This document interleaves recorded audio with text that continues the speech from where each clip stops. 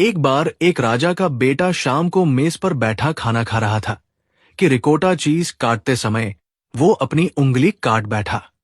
उस कटी हुई जगह से एक बूंद खून टपक कर चीज के ऊपर गिर गया।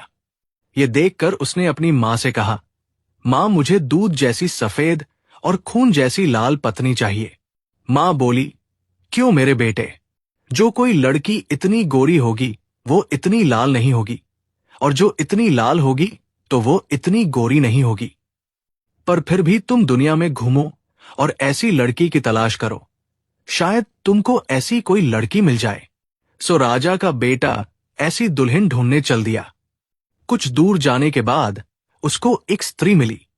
उसने राजकुमार से पूछा, ओ नौजवान, तुम कहां जा रहे हो? राजकुमार बोला, मैं अपना भेद एक स्त्री पर प्रकट नहीं करता।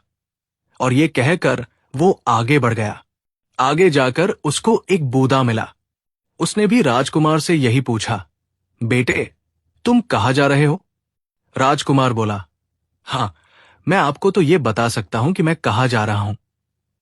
जनाब, आप सुने, मैं एक ऐसी लड़की की तलाश में हूं जो दूध जैसी सफेद भी हो और खून जैसी लाल भी हो। बूदा बोला, बेटे, जो खून जैसी लाल होगी वो दूध जैसी सफेद नहीं होगी, और जो दूध जैसी सफेद होगी तो वो खून जैसी लाल नहीं होगी। खैर, तुम ऐसा करो कि तुम ये 3 अनार ले लो। इनको तोड़ना और देखना कि इनमें से क्या निकलता है, पर ध्यान रहे कि इनको किसी फव्वारे के या पानी के पास ही तोड़ना। राजकुमार ने उस बूढ़े से वे तीनों अनार ले लिए और आगे चल दिया। आगे चलकर एक फव्वारे के पास उसने उनमें से एक अनार तोड़ा तो उसमें एक लड़की निकली जो दूध जैसी सफेद और खून जैसी लाल थी। वो लड़की निकलते ही चिल्लाई, ओ नौजवान, मुझे पानी दो वरना मैं मर जाऊंगी। राजकुमार ने अपने दोनों हाथों को पानी में डुबोकर उनमें पानी भरा और उसको दिया, पर वो सुंदर लड़की ये कहते हुए कि उसको पानी देने में देर हो गई वहीं मर गई। फिर उसने दूसरा अनार तोड़ा तो उसमें से एक और सुंदर लड़की निकली। ये लड़की भी दूध की तरह सफेद और खून की तरह लाल थी। उसने भी निकलते ही कहा, ओ नौजवान, मुझे पानी दो वरना मैं मर जाऊंगी। वो उसके लिए भी पानी लेकर आया, पर फिर भी पानी लाने में उसको देर हो गई और वह लड़की भी वहीं मर गई। राजकुमार को बड़ा दुख हुआ, सो अब की बार उसने तीसरा अनार तोड़ने से पहले ही फव्वारे से पानी लाकर रख लिया। अब उसने तीसरा अनार तोड़ा तो उसमें से भी एक सुंदर लड़की निकली। ये लड़की भी दूध की तरह सफेद और खून की तरह लाल थी।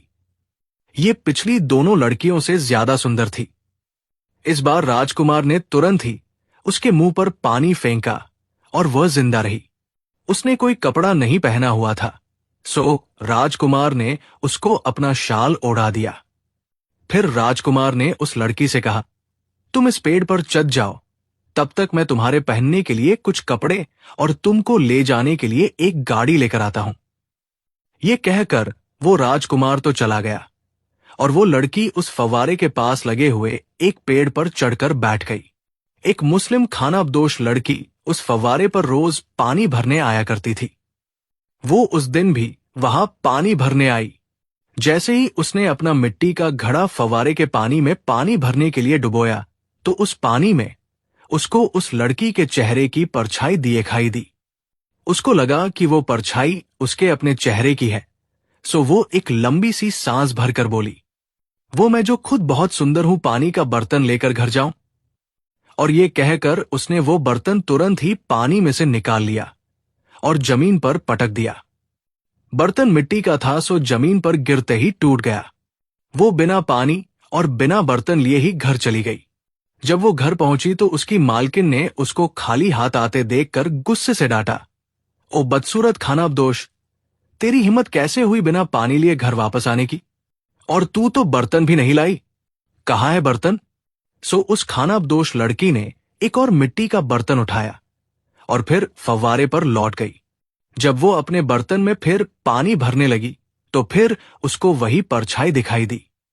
उसको फिर लगा कि वो अपने चेहरे की परछाई पानी में देख रही है, सो वो फिर बोली, मैं इतनी सुंदर और पानी का बर्तन लेकर घर जाऊं? उसने फिर अपना मिट्टी का बर्तन जमीन पर पटक दिया।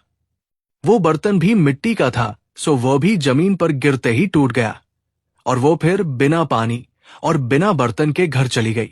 उसकी मालकिन ने फिर उसको इस तरह खाली हाथ आने और 2 बर्तन खोने के लिए बहुत डांटा तो उसने फिर एक और बर्तन उठाया और फिर पानी भरने के लिए फव्वारे पर चली गई। फिर उसने पानी लेने के लिए बर्तन फव्वारे के पानी में डुबोया तो फिर उस लड़की की परछाई पानी में देखकर फिर उसने वो बर्तन तोड़ दिया। अब तक वो लड़की पेड़ पर चुपचाप बैठी, पर अब की बार जब उसने वो बर्तन तोड़ा तो वो हंस पड़ी। उसकी हंसी की आवाज सुनकर उस खानाबदोश लड़की ने ऊपर की तरफ देखा तो वहां तो एक बहुत सुंदर लड़की बैठी थी। वो चिल्लाई, ओ तो वो तुम हो। तुमने ही मेरे 3 बर्तन तोड़वाए और ये चौथा भी तोड़वाने वाली थी। पर तुम वाकई बहुत सुंदर हो। मुझे तुम्हारे बाल बहुत अच्छे लग रहे हैं। आओ तुम नीचे आओ, मैं तुम्हारे बाल संवार दूं। वो लड़की पेड़ से नीचे उतरना नहीं चाहती थी, परंतु बदसूरत खानाबदोश लड़की ने उससे पेड़ से नीचे उतरने की बहुत जिद की। तुम मेरे पास आओ ना, मैं तुम्हारे बाल बना दूं। इससे तुम और भी ज्यादा सुंदर लगोगी। कहते हुए उस बदसूरत खानाबदोश लड़की ने उसको उसका हाथ पकड़कर पेड़ से नीचे उतार लिया। उसने उसके बाल खोले तो उसको उसके बालों में लगी एक पिन दिखाई दे गई। उसने वो पिन उस बेचारी लड़की के कान में ठूंस दी। इससे उस लड़की के कान में से एक बूंद खून निकलकर नीचे गिर पड़ा और वो मर गई। पर जब वो खून की बूंद जमीन पर पड़ी तो वो एक कबूतरी बन गई और उड़ गई। इस तरह उस लड़की को मारकर और उसके कपड़े पहनकर वो बदसूरत खानाबदोश लड़की खुद पेड़ पर चढ़कर बैठ गई। थोड़ी देर में राजकुमार गाड़ी और कपड़े लेकर वापस आ गया और बदसूरत खानाबदोश की तरफ आश्चर्य से देखकर बोला, अरे तुम तो दूध जैसी सफेद और खून जैसी लाल थी। तुम इतनी सावली कैसे हो गई? बदसूरत खानाबदोश लड़की बोली, जब सूरज बाहर निकला तो धूप की वजह से मैं सावली पड़ गई। पर तुम्हारी तो आवाज भी बदली हुई है, वो कैसे बदल गई? इसके जवाब में वो खानाबदोश लड़की बोली, हवा जोर से चली और उसी ने मेरी आवाज ऐसी कर दी। पर तुम तो बहुत सुंदर थी और अब तो तुम बहुत ही बदसूरत लग रही हो। इसके जवाब में वो बोली, तभी ठंडी हवा चली जिसने मेरे चेहरे को जमा दिया। इन जवाबों से राजकुमार को विश्वास हो गया कि वो वही लड़की थी जिसको वो छोड़ कर गया था और वो उसको गाड़ी में बिठाकर अपने घर ले गया। महल में आकर राजकुमार ने उससे शादी कर ली। अब वो राजकुमार की पत्नी बन गई। उधर वो कबूतरी रोज सुबह राजकुमार के शाही रसोई घर की खिड़की पर आकर बैठ जाती और रसोइये से कहती, ओ शापित रसोई घर के रसोइये, तू मुझे बता कि राजकुमार इस समय उस बदसूरत खानाबदोश लड़की के साथ क्या कर रहा है? शाही रसोइया जवाब देता, वो खाता है, पीता है और सो जाता है, बस। कबूतरी फिर कहती, तू मुझे थोड़ा सा सूप दे दे तो मैं तुझे सोने के आलू बुखारे दूंगी। रसोइया उसको एक कटोरा भर के सूप देता और वो कबूतरी सूप पीकर अपने को हिला डुलाकर अपने कुछ सोने के पंख गिरा देती और उड़ जाती। पर अगली सुबह वो फिर आ जाती और फिर रसोइये से पूछती, ओ शापित रसोई घर के रसोइये, तू मुझे बता कि राजकुमार इस समय उस बदसूरत खानाबदोश लड़की के साथ क्या कर रहा है? शाही रसोइया फिर वही जवाब देता, वो खाता है, पीता है और सो जाता है, बस। कबूतरी फिर कहती, तू मुझे थोड़ा सा सूप दे दे तो मैं तुझे सोने के आलू बुखारे दूंगी। रसोइया फिर उसको एक कटोरा भर के सूप देता। वो उस सूप को पीती और फिर अपने को हिला डुलाकर अपने कुछ सोने के पंख गिरा देती और उड़ जाती। कुछ समय बाद रसोइये ने सोचा कि वो राजा के पास जाकर ये सब राजा को बताए। सो वो राजा के पास गया और उसने जाकर उसको सारी कहानी सुनाई। राजा ने उसकी कहानी ध्यान से सुनी और बोला, कल जब वो कबूतरी तुम्हारे पास आए तो उसको पकड़ लेना और मेरे पास ले आना, मैं उसको अपने पास रखूंगा। बदसूरत खानाबदोश लड़की उन दोनों की बात सुन रही थी। वो ये जान गई कि उसने उस कबूतरी को वहां से उड़ जाने देने की गलती कर ली थी। पर अब वो क्या करे? सो अगले दिन सुबह जब वो कबूतरी खिड़की पर आकर बैठी तो उस खानाबदोश लड़की ने रसोइये को खूब पीटा और उस कबूतरी के शरीर में लोहे की एक सलाई घुसाकर उसे मार डाला। इससे कबूतरी तो मर गई, पर उसके खून की एक बूंद खिड़की के बाहर जमीन पर गिर पड़ी। उस बूंद से तुरंत ही वहां अनार का एक पेड़ उगाया। अनार के इस पेड़ में एक जादू था कि जो भी मर रहा हो, अगर वो इस पेड़ का एक अनार खा ले तो वो जिंदा हो जाता था। इसलिए उस बदसूरत खानाबदोश लड़की के पास उस पेड़ का एक अनार लेने के लिए एक लंबी लाइन लगी रहती। आखिर में उस पेड़ के सब अनार खत्म हो गए और उस पेड़ पर केवल एक अनार रह गया। वो अनार उन सब अनारों में सबसे बड़ा था जो उस पेड़ पर पहले लगे थे। सो उस खानाबदोश लड़की ने सबको ये कह दिया कि अब इस पेड़ के सारे अनार खत्म हो गए हैं और अब ये आखिरी अनार मैं अपने लिए रखूंगी।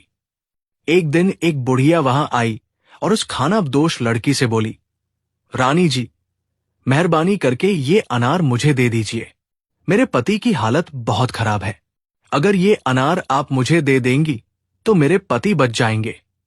वो खानाबदोश लड़की बोली, अब इस पेड़ पर बस ये एक ही अनार बचा है और इसको अब मैंने सजावट के लिए यहां रखा हुआ है। पर राजकुमार ने उसको ऐसा करने से मना किया। वो बोला, उस बेचारी बुढ़िया के पति की हालत बहुत खराब है, तुमको उसको अनार देने से मना नहीं करना चाहिए। इस तरह राजकुमार ने उस खानाबदोश लड़की से उस आखिरी अनार को उस बुढ़िया को दिलवा दिया। बुढ़िया खुशी खुशी वो अनार लेकर घर चली गई, पर घर जाकर उसने देखा कि उसका पति तो तब तक मर गया था। उसने सोचा, तो अब मैं इस अनार को सजावट के लिए ही रख लेती हूं, और वो उसने एक खुली अलमारी में रख दिया। उस अनार में वो लड़की रहती थी।